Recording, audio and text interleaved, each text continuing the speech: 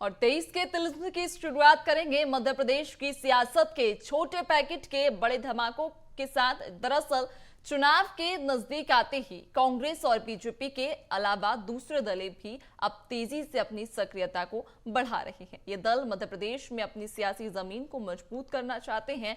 टक्कर भले ही दो दलों के बीच हो, लेकिन दूसरे दल जरूर इनका सियासी गणित बिगाड़ सकते हैं। देखिए हमारी खास रिपोर्ट। मध्य प्रदेश में चुनावों में फिलहाल कुछ ही महीने का वक्त बचा है। चुनावों के पहले छोटे दल अपनी जमीन तलाश रहे हैं। सबसे पहले बात समाजवादी पार्टी की करते हैं। सपा का बुंदेलखंड और विंध्य में खासा असर है। न सिर्फ यादव वोटरों तक सपा की पहुंच है, बल्कि अन्य पिछड़ा वर्ग भी उसकी पकड़ में है। सपा सुप्रीमो अखिलेश यादव एमपी में किंग मेकर बनने की कोशिश कर रहे हैं।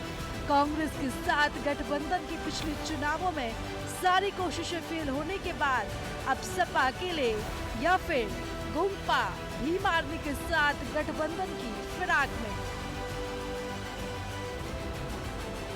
सियासत के छोटे पैकेट का बड़ा धमाका। सपा की विंध्य और बुंदेलखंड पर नजर। गठबंधन के लिए तैयार हो रहा प्लान। कांग्रेस बीजेपी की सेहत पर पड़ेगा असर। मध्य प्रदेश में सियासी संग्राम का शंखनाद शुरू हो गया है। बीजेपी और कांग्रेस ने अपनी तरफ से जमीनी तैयारियां शुरू कर दी हैं, लेकिन सियासी जानकारों का ये मानना है कि इस दौरान दूसरे दलों की भी एंट्री हो गई है। यही कारण है कि पिछले साल के चुनाव में जिस तरीके से छोटे दलों ने चिंता बढ़ाई थी, तो अब कांग्रेस और बीजेपी की नींद भी उड़ गई है। सपा की लीडरशिप ये मानती है कि अगर विंध्य और बुंदेलखंड में समाजवादी पार्टी का प्रभाव है, तो गोंडवाना गणतंत्र पार्टी का महाकौशल में बड़ा असर है। बुंदेलखंड और महाकौशल की 46 सीटों पर गोंपा के परफॉर्मेंस के बाद सपा गठबंधन की उम्मीद लगा रही है। अगर सब कुछ ठीक रहा तो 2023 के चुनावों में तीसरी ताकत के तौर पर गठबंधन का नया चेहरा भी देखने को मिल सकता है। हालांकि सपा, गोंपा या फिर दूसरे दल ऐसी किसी भी संभावना से इनकार कर रहे हैं, लेकिन सही वक्त आने का इंतजार भी कर रहे हैं। हालांकि सियासी जानकार का मानना है कि सपा और बसपा से बीजेपी को नहीं, बल्कि कांग्रेस को नुकसान होगा। ये भी बताया जा रहा है कि सपा और बसपा एमपी में अपना जनाधार खो चुकी है, लेकिन इस बार फिर ये दल दम भरने की कोशिश कर रहे हैं। देश का स्वभाव है वो दो पार्टी आधारित स्वभाव है। आप देखिए यहाँ समाजवादी पार्टी का प्रयोग पूरी तरह से फेल हो गया। बीएसपी अपना यहाँ बहुत ज़्यादा 10, 11, 12 सीटों से आगे नहीं बढ़ पाई। समाजवादी, बीएसपी इनने सबने कांग्रेस को नुकसान पहुंचाया। गोंडवाना गणतंत्र पार्टी भी आई तो कांग्रेस को नुकसान हुआ। यदि जयेश भी आज अकेले लड़ता है तो कांग्रेस को नुकसान होगा। मूलतः जो भी वोटर है वो कांग्रेस के वोटर को तोड़ने की बात होता है। भारतीय जनता पार्टी का तो वोटर फिक्स है, वो जो टूटता है तो फिर वो भारतीय जनता पार्टी को उसका लाभ मिल जाता है। एमपी में गठबंधन का गणित। यूपी से लगे एमपी के 14 जिलों पर सपा की नजर। 2003 में सपा ने 161 सीटों पर चुनाव लड़ा और 7 प्रत्याशी चुनाव जीते। एमपी में 5% से ज्यादा वोट शेयर था। 2018 में सपा बुंदेलखंड की सिर्फ एक सीट पर अपना खाता खोल सकी। पार्टी ने 52 सीटों पर प्रत्याशी उतारे थे। सपा को 52 सीटों पर तकरीबन 1.5% वोट मिले थे। साल 2023 के चुनाव बेहद दिलचस्प होने वाले हैं। सियासी दंगल में सपा, बसपा और आम आदमी पार्टी ताकत के साथ चुनौती देने के मूड में है। अभी गठबंधन की पिक्चर क्लियर नहीं है। बीजेपी और कांग्रेस के नेता महागठबंधन के सियासी गणित से कोई इत्तेफाक नहीं रखते। दोनों दल दावे करते हैं कि उन्हें किसी दूसरे दलों और महागठबंधन से कोई फर्क नहीं पड़ेगा।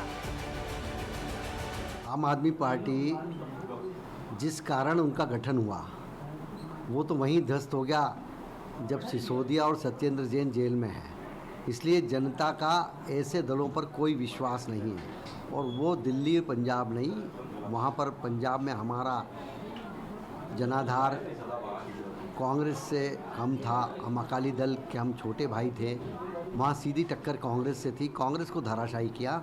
यहाँ भारतीय जनता पार्टी को लेश मात्र भी चिंता नहीं है उनकी उपस्थिति से। आम आदमी पार्टी है क्या मध्य प्रदेश में? मैंने आपको बताया सिस्टर कंसर्न है बीजेपी की, ये मुश्किल से एक भी सीट नहीं मिलेगी इनको।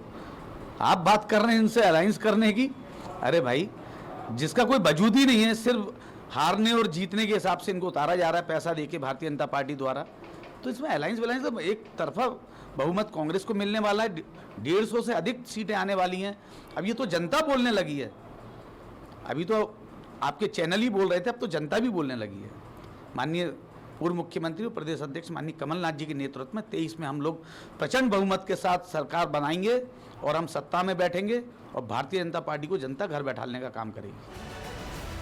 सपा और बसपा में कांग्रेस को नुकसान है तो आपकी नगरी निकाय चुनाव में जीत से बीजेपी को नुकसान होने का अनुमान है।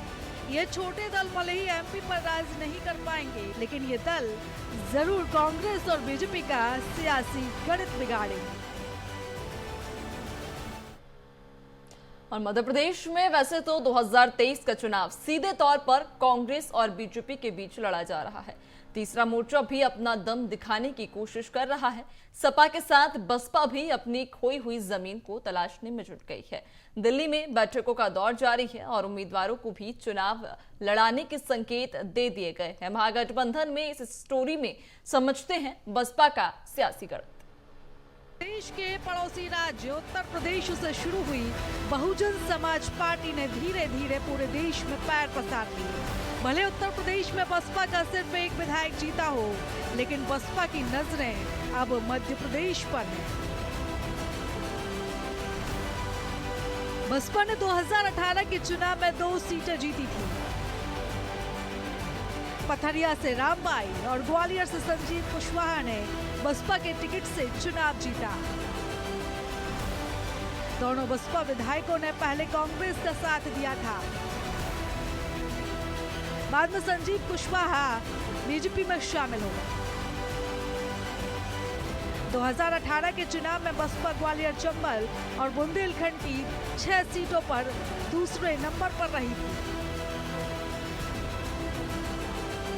एमपी में फिर बसपा ने ताकत दिखाना शुरू कर दिया है। अभी पार्टी की तरफ से गठबंधन की तस्वीर साफ नहीं, लेकिन ये साफ है कि बसपा मध्य प्रदेश की सभी 230 सीटों पर अपने प्रत्याशी उतारेगी। बसपा बीजेपी सरकार के खिलाफ दलितों पर अत्याचार, एट्रोसिटी एक्ट, प्रमोशन में रिजर्वेशन जैसे एजेंडों पर चुनाव लड़ेगी। बीजेपी का कहना है कि सभी दलों को चुनाव लड़ने का अधिकार है। बीजेपी ने भी तीसरे मोर्चे के इन दलों को ईमानदारी से चुनाव लड़ने की सलाह तक दे डाली है। लोकतंत्र में हर एक को चुनाव लड़ने का अधिकार है, वो आए और चुनाव लड़ें।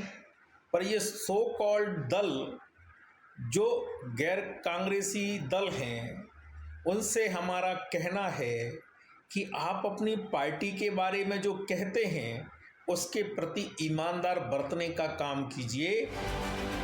ये है रिजर्व सीटों का गणित। एमपी में 35 सीटें अनुसूचित जाति के लिए आरक्षित।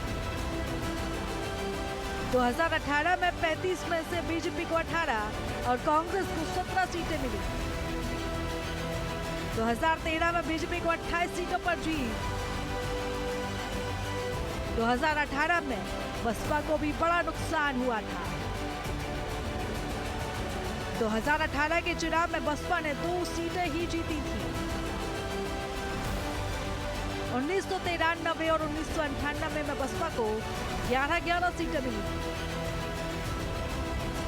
कांग्रेस ये आरोप लगा रही है कि बीजेपी तीसरे मोर्चे के दलों को एबीसी और डी टीम की तरफ इस्तेमाल कर सकती है, लेकिन इस बार जनता बीजेपी को समझ चुकी है और 2023 में जनता कांग्रेस की सरकार बनाएगी। मध्य प्रदेश के 2023 के विधानसभा चुनाव में जनता का स्पष्ट तौर पर समर्थन कांग्रेस पार्टी और कमलनाथ जी के लिए दिखाई दे रहा है और भारतीय जनता पार्टी के प्रति भारी नाराजगी है। इसलिए भारतीय जनता पार्टी द्वारा सत्ता विरोधी मतों के बंटवारे के लिए छोटे छोटे दलों को बी, सी, डी टीम के तौर पर मैदान में उतारने की तैयारी की जा रही है। ये सभी भाजपा द्वारा प्रायोजित हैं, लेकिन प्रदेश की जनता भाजपा के इन षड्यंत्रों को अच्छे से पहचानती है। किसी तरह की चाल, कोई ट्रिक काम नहीं आने वाली है। मध्य प्रदेश की सियासत में तीसरे मोर्चे की दलों की मौजूदगी को खारिज करना कांग्रेस और बीजेपी के लिए महंगा साबित हो सकता है। इन दलों का विंध्य से लेकर बुंदेलखंड और ग्वालियर चंबल अंचल में अच्छा खासा दबदबा रहा। कांग्रेस हर बार की तरह इन दलों से गठबंधन की फिराक में है। फिलहाल तस्वीर साफ नहीं, लेकिन अंदर खाने की खबर है कि कांग्रेस इन दलों से संपर्क में है।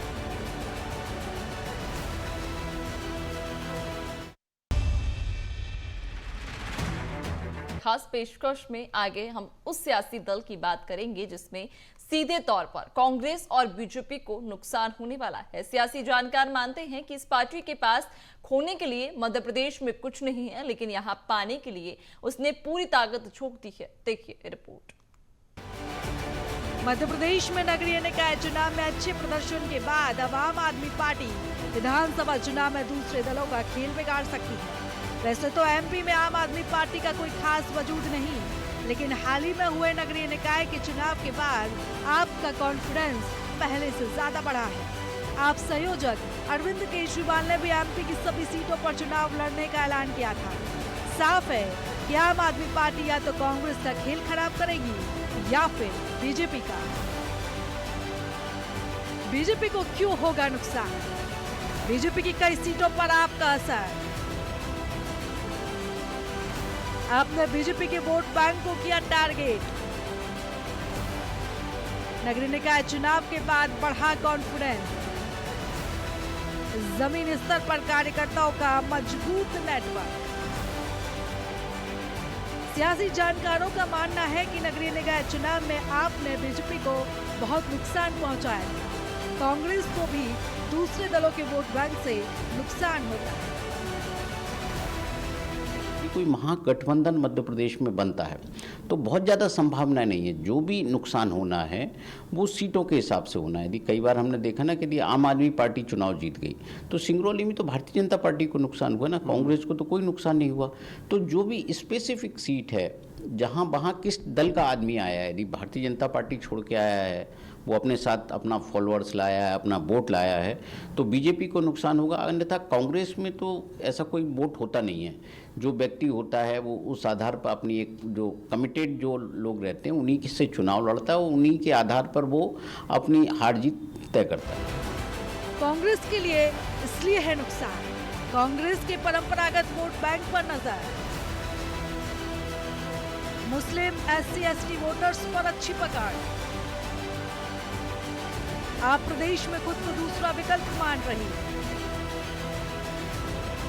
गुजरात में भी कांग्रेस को बड़ा नुकसान पहुंचाया। कांग्रेस आम आदमी पार्टी को मध्य प्रदेश में बीजेपी की बी टीम बता रही है। प्रदेश कांग्रेस मीडिया सेल के उपाध्यक्ष अजय सिंह यादव ने बताया, आम आदमी पार्टी से कांग्रेस को कोई फर्क नहीं पड़ेगा। उन्होंने आप और ओबीसी की AIMIM को बीजेपी की बी टीम बताया है। इसलिए अजय सिंह आपसे कांग्रेस को किसी भी तरह का नुकसान नहीं होने का दावा भी कर रहे हैं। छोटे दलों को जनता में कहीं कोई किसी तरह का मत नहीं मिलेगा। कांग्रेस पार्टी और कमलनाथ जी के पक्ष में हवा है, आंधी है, इसलिए कांग्रेस की सरकार बनना तय है। छोटे दल भाजपा के BCD टीम बने रह जाएंगे, चुनाव को प्रभावित नहीं कर पाएंगे। गुजरात के चुनाव में आपका अच्छा प्रदर्शन रहा। यहाँ आपको 0.1% वोट मिले थे। एमपी में 2018 के चुनाव में आपको 0.66% वोट मिले थे। नगरीय निकाय चुनाव में आपने जितनी सीटों पर चुनाव लड़ा उसका 7% वोट हासिल किया। प्रदेश में आपका एक मेयर और 51 पार्षद है। इधर आम आदमी पार्टी दिल्ली, पंजाब और गुजरात फॉर्मूले पर एमपी में चुनाव लड़ेगी। बीजेपी इस बात को भांप चुकी है। इसके लिए तैयारियां भी बीजेपी ने पहले से ही शुरू कर दी है। बीजेपी ने आपकी तर्ज पर संजीवनी क्लिनिक, लाडली बहना योजना और सीएम राज स्कूल प्रोजेक्ट को मूर्त रूप दिया है। तो वहीं बीजेपी ने किसानों के साथ लो इनकम क्लास पर आधारित योजना पर फोकस किया है। इसलिए बीजेपी का नुकसान कांग्रेस की अपेक्षा कम लग रहा है। बीजेपी महामंत्री रजनीश अग्रवाल भी दावा कर रहे हैं कि 2023 का चुनाव बीजेपी ही जीतेगी, चाहे कांग्रेस और आप एड़ी चोटी का जोर लगाए।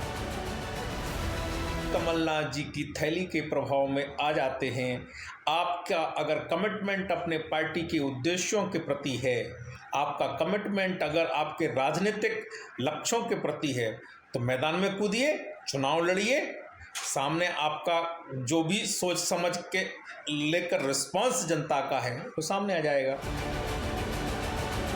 ये तय है कि मध्य प्रदेश का चुनाव बीजेपी और कांग्रेस के बीच ही लड़ा जाएगा, लेकिन तीसरे मोर्चे की दखल ने दोनों ही दलों की टेंशन बढ़ा दी है। सबके अपने अपने दावे हैं। मध्य प्रदेश में सरकार किसी की भी बने, लेकिन 2023 का चुनाव बड़ा दिलचस्प होने वाला है, क्योंकि बीजेपी और कांग्रेस के अलावा भी सपा, बसपा और आम आदमी पार्टी चुनौती देती नजर आ रही है। लेकिन अभी मध्य प्रदेश में गठबंधन की तस्वीर साफ नहीं हो पाई है। कैमरामैन राजा राम के साथ मनोज राठौर, BSTV भोपाल। तो उधर छत्तीसगढ़ कांग्रेस के वरिष्ठ आदिवासी नेता अरविंद नेताम ने पार्टी से इस्तीफा दे दिया है।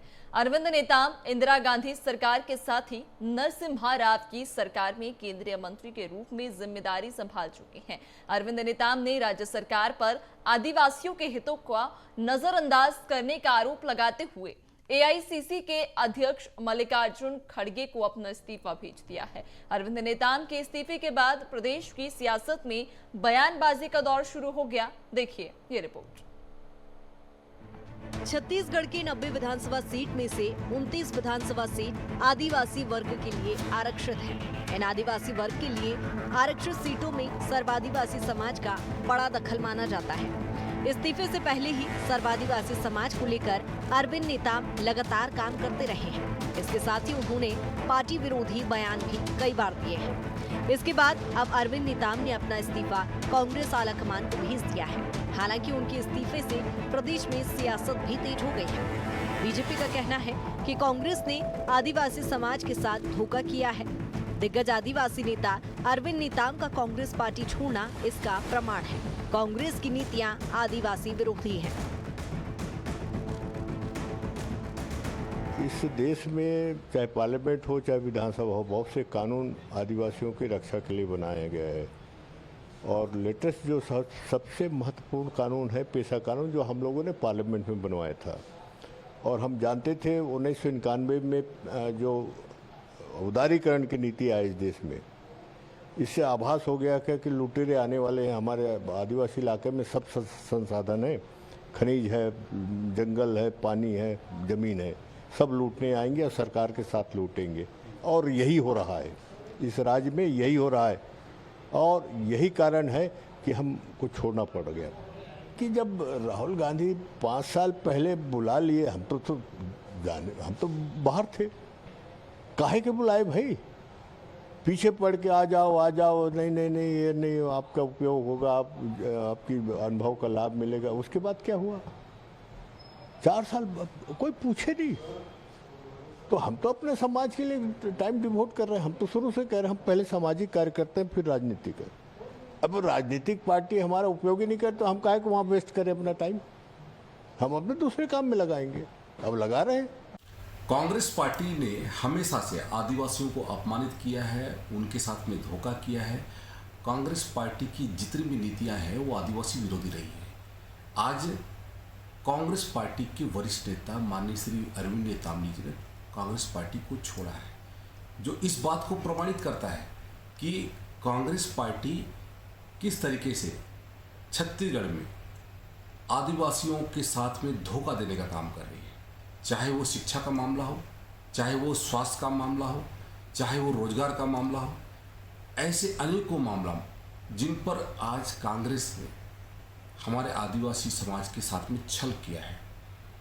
और आज इन सब नीतियों के से क्षुब्ध होकर के अरविंद नेताम जी कांग्रेस को अलविदा कह दिया है, वो इस बात को साबित करता है कि कांग्रेस पार्टी ने हमेशा से आदिवासियों के साथ में छल किया और धोखा देकर के आज इन्होंने सरकार तो बना लिया, लेकिन आज इतने वर्षों के बावजूद भी ये आदिवासियों का विश्वास अर्जित नहीं कर पाए।